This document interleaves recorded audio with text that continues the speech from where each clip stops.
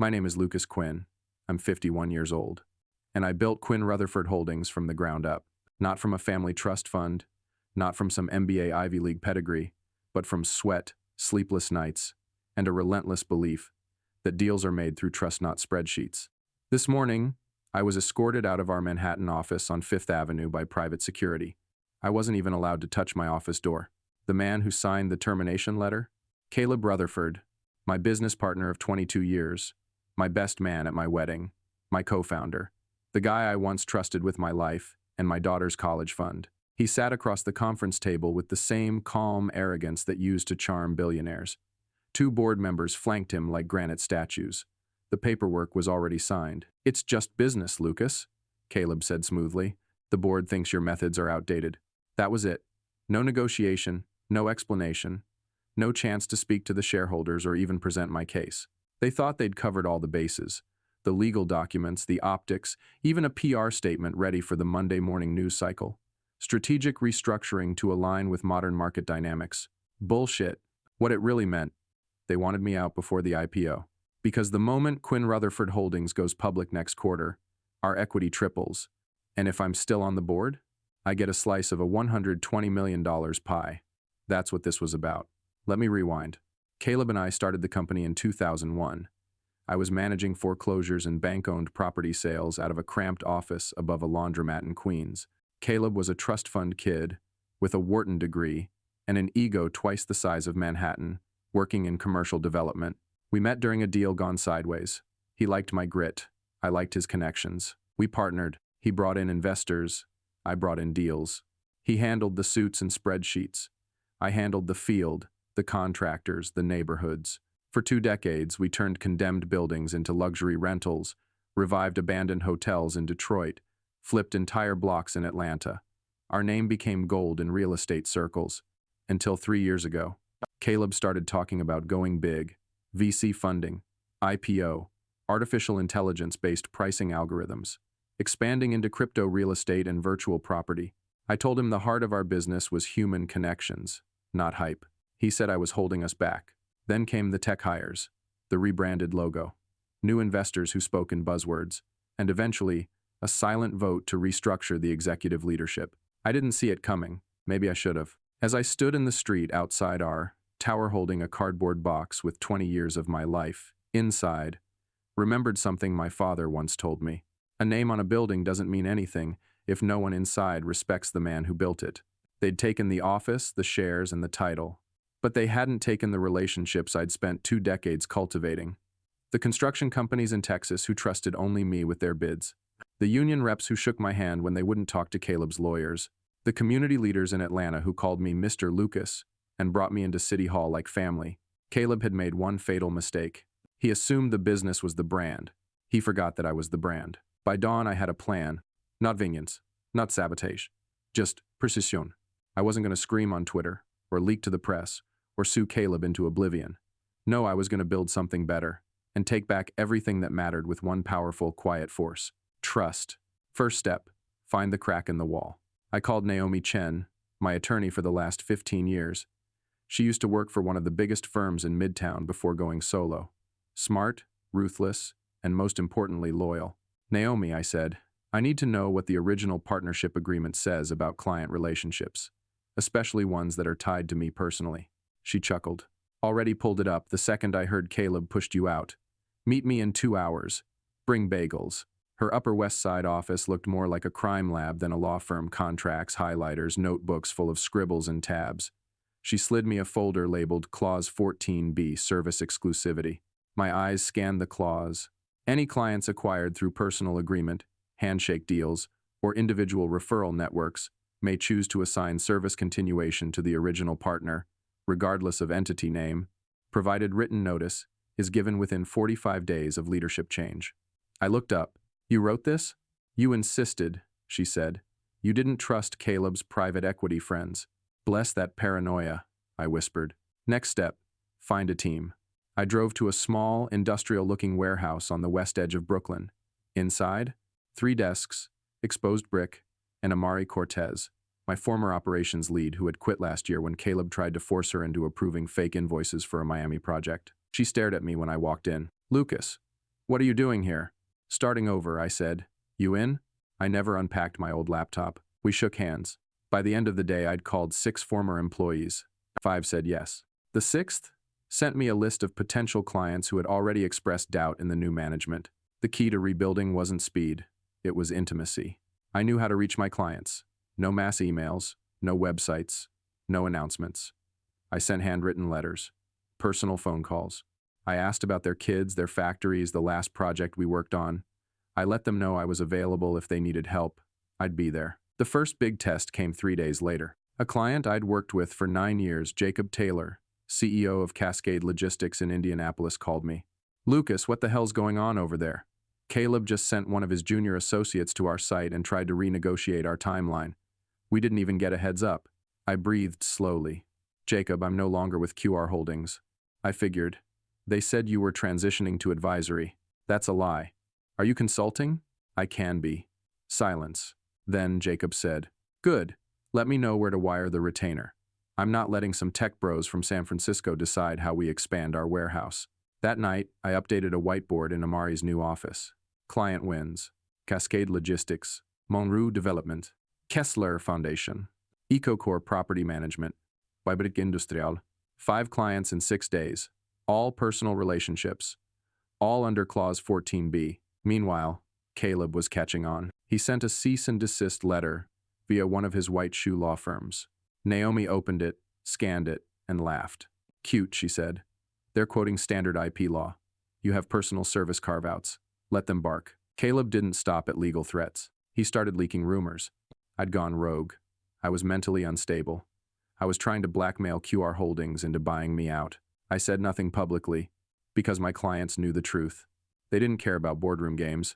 They cared that I answered their calls at 9 p.m., that I flew out on Christmas Eve when one of their sites flooded, that I didn't treat them like numbers in a CRM. By day 10, I had signed 11 clients to my new venture, Lucent Core Advisors. We operated from a borrowed co-working space in Brooklyn, eating pizza and drafting contracts with startup energy. It felt like 2001 all over again.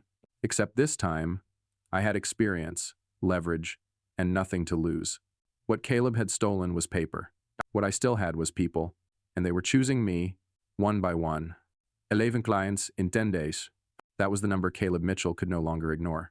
He struck back not with logic, not with negotiation, but with lawyers. 3 days after Lucent Core Advisors inked a contract with Nova West Holdings, Naomi called me. Lucas, she said, QR Holdings just filed an emergency injunction in New York County Court. They're alleging breach of non-compete, misappropriation of trade secrets, and tortious interference. I stared at the wall. The whiteboard listed 14 clients now. Is this serious? It's ambitious, she said, and doomed. The hearing was set for Tuesday. Caleb brought in Lowe and Benson, a firm known for crushing smaller upstarts with mountains of paperwork and procedural delays. Their argument? Mr. Brennan has willfully and systematically poached clients from QR Holdings. His actions have caused quantifiable economic harm, constituting a clear violation of contractual obligations. I sat beside Naomi in court, wearing a charcoal suit and a steady face. We let them talk for 48 minutes straight. Then Naomi stood up and placed a single document on the judge's desk. Clause 14b, she said, signed by both parties, allows all clients acquired via personal relationship to choose the service provider of their choice within 45 days of a leadership transition, which they have. The judge leaned forward. He read the clause, then glanced over the case file Caleb's team submitted. Counsel, he said to Lowe and Benson, why wasn't this clause acknowledged in your filings? Dead silence. 2. Wasn't made aware of that clause. The lead attorney stammered. Then perhaps next time, the judge replied, your client should read the contract before accusing others of breaking it. Case dismissed. After the hearing, Caleb caught up to me on the courthouse steps. You think this is over, he said. You built QR Holdings on my back. We built it together, I said. But you sold our soul to private equity and forgot what mattered. He shook his head. They'll come back, you know. These clients, they'll leave you the moment someone offers a discount or a shinier app. I smiled. Then I'll lose them honestly. Not by lying. Not by force. Over the next week, the narrative shifted. Business news blogs picked up the story. Founder roosted, rebuilds from scratch, retains major clients. Loyalty beats leverage. The Lucas Brennan story. Lucent Core was no longer just a whisper. It was a brand.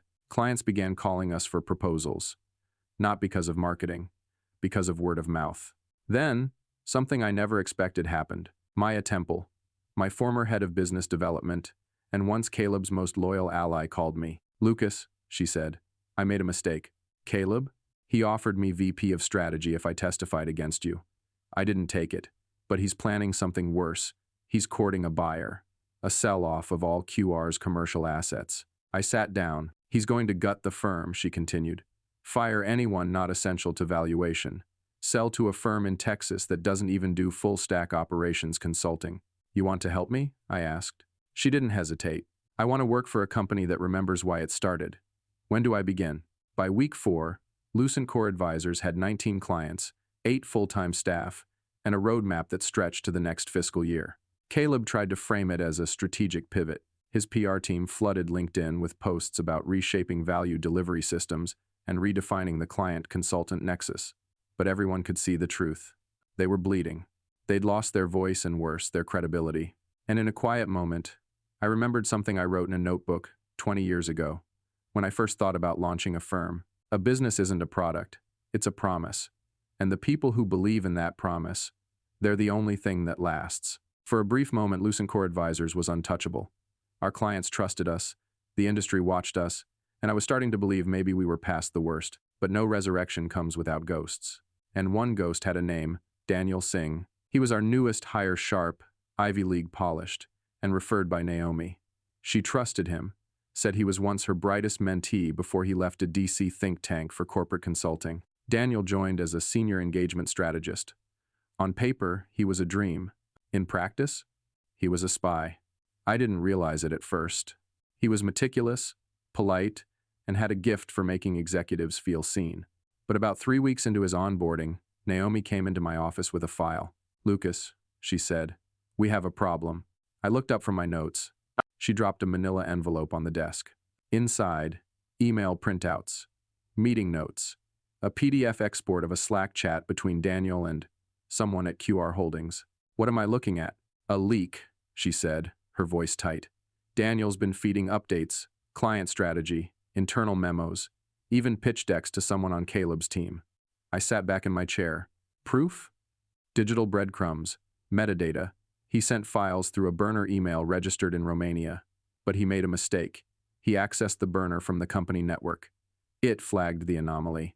I felt cold. Not angry, not yet. Just stunned. We had clawed everything back from betrayal. And now betrayal was back again. But this time, I was ready. That night, I called Maya Temple. Since joining us, she'd rebuilt our business development engine from scratch. She still had contacts in QR's inner circle. More importantly, she still had Caleb's confidence. "Maya," I said, "I need you to confirm something. Has Caleb been talking about us again?" "Non-stop," she said. "He's obsessed. Thinks you're building Lucent Core just to embarrass him. Said he might have to pull the plug before it gets too big to bleed." "Did he mention Daniel Singh?" Pause. Then, "He called him my mole." That was enough. The next morning, Naomi and I met with Daniel privately. He wore his usual charcoal jacket, crisp shirt, no tie. Too calm. "Daniel," I said, "do you know why you're here?" "Not entirely," he said. "Something about client segmentation?" "No," Naomi said. "About espionage."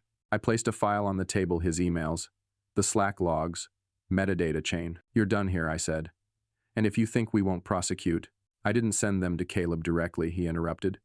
"Just to someone who works for him. That's not technically." "Stop." Naomi's voice was ice. "You violated our data security protocols. You accessed confidential material. You endangered the trust we built with every client." Daniel stood. "You're overreacting. You think your little startup's invincible now? You don't think Caleb has 20 more people like me already inside companies just like yours? Then he should have sent smarter ones." I nodded at Naomi. Security escorted him out 5 minutes later. Later that day, we issued an internal security memo. All credentials were reset, MFA tightened, cloud audit logs reviewed, but damage had already been done. 2 days later, Orion Technologies, one of our top-tier clients, paused their Q3 expansion project, citing concerns about data handling. It wasn't because we'd failed them. It was because Caleb had gotten ahead of the story. We had a leak. Now we had a narrative war, and I wasn't about to lose this round. Naomi and I arranged a full transparency summit. We invited every client who had ever worked with me, current or past. Not a sales pitch, not a marketing event, just a day of radical honesty. We walked through the breach, shared exactly how we detected and handled it, gave a full forensic report to every affected client, and asked one question: what would you do if you were in our shoes? The answers came one by one. Some were stern, others supportive, but none left. In fact, that day led to 5 expansion contracts. Because in a world of silence and spin, we'd offered something rare: truth. That night, I sat alone in the office, staring at the city. We weren't a consulting firm anymore. We were a movement, not built on polish. Built on scars, on earned loyalty, on the simple, painful honesty that we'd been broken and rebuilt anyway. A week after the security summit, Lucent Core Advisors was back on its feet, at least on the surface. But beneath the polished confidence, I could feel the tremors again. Caleb wasn't done. When someone like him loses ground, they don't retreat. They escalate. It started with rumors, whispers from clients, LinkedIn posts from ex-colleagues, mentions in trade newsletters. QR Holdings was initiating a hostile acquisition of Viridian Analytics, one of the most agile analytics firms on the West Coast. Viridian happened to be one of our strategic partners, often providing back-end intelligence for our market diagnostics. If Viridian fell under Caleb's control, he wouldn't just undermine us, he'd own the pipeline of insights that fueled our engagements. That wasn't a jab, it was a kill shot. I called Naomi and Maya into the strategy room. We need to talk contingency, I said. Viridian? Maya asked. He's not buying them for growth, Naomi said. He's buying them to cut us off at the knees. So we intercept, I said. Intercept how? Maya asked. We make a counter-offer. Naomi's eyes widened. Lucas, Viridian's not for sale. They've been profitable 3 years straight, and they don't want to be part of anyone's portfolio. Unless, I said, they think the only alternative is being cannibalized by a man like Caleb. Within 48 hours, I had dinner with Veronica Wells, Viridian's founder. She was in her early 40s, blunt as a scalpel, and fiercely independent. We met at a quiet rooftop in San Diego. No suits, no pitch decks, just trust. Lucas, she said after her second glass of wine, I built Viridian to not belong to anyone. I know, and I'm not asking you to. I slid a folder across the table. This isn't an acquisition proposal. It's a fusion charter. You stay autonomous. I don't take equity, but we co-develop a new data layer together. And any client under my roof will get their analytics from you, directly. She didn't touch the folder. You're not playing defense, she said. Number. You're building a fortress. I'm building a future that doesn't involve Caleb strangling every mid-size firm with muscle and cash. Silence. Then she said, he called me last week, told me if I didn't sell, he'd flood the market with cheap insights, undercut our margins until we bled out. That's his style. She finally opened the folder. Read it. Then quietly, let's build something he can't afford to burn down. The next morning, Lucent Core Advisors and Viridian Analytics announced the creation of a joint venture, PulseLayer, a proprietary insight engine that combined frontline consulting with adaptive real-time intelligence. We didn't just solidify our core, we made ourselves indispensable. But Caleb wasn't just watching. He was plotting. 2 days later, Naomi forwarded me a document that had leaked from inside QR Holdings. It was a PowerPoint presentation, marked confidential, titled Project Eclipse, Strategic Suppression of Lucent Core Advisors. The bullets were chilling. Identify key Lucent accounts vulnerable to incentive shifts. Use legacy vendor contracts to trigger client audits. Deploy consulting incentives for high-revenue defections. Initiate legal review of former Lucent employees for NDA violations. I stared at the deck for a long time. Caleb wasn't just fighting. He was weaponizing the playbook I had written 10 years ago, the one we had used to build early client trust when QR was just starting out. Now he was turning it on me. That night, I sat in the dark at the office, watching the city blink like 1,000 unsent messages. Naomi walked in, carrying 2 mugs. You okay? Just tired, I said. From fighting? From knowing we still have to win. She placed 1 mug on the desk. Then let's change the rules. That was the night the counteroffensive began. Not loud, not flashy, but effective. Maya reached out to every client we'd worked with who had a renewal window in the next 90 days.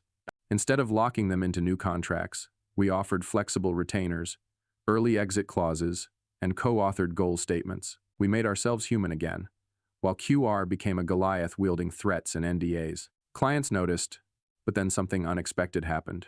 An email came to my personal inbox. Subject: redemption. It was from a burner account. But the message was simple. I've been working inside QR for 7 years.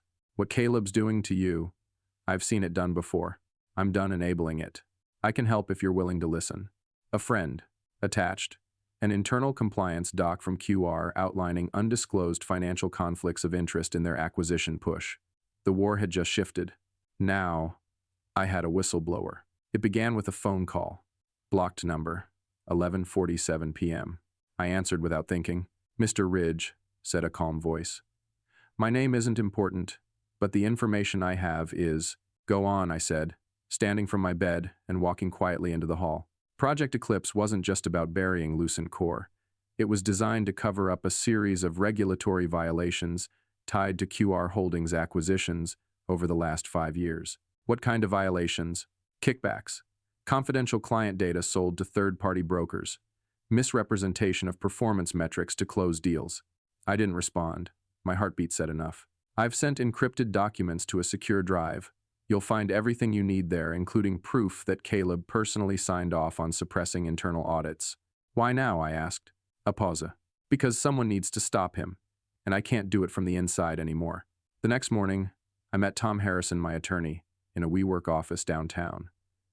We didn't want QR tracing us to Lucent's headquarters.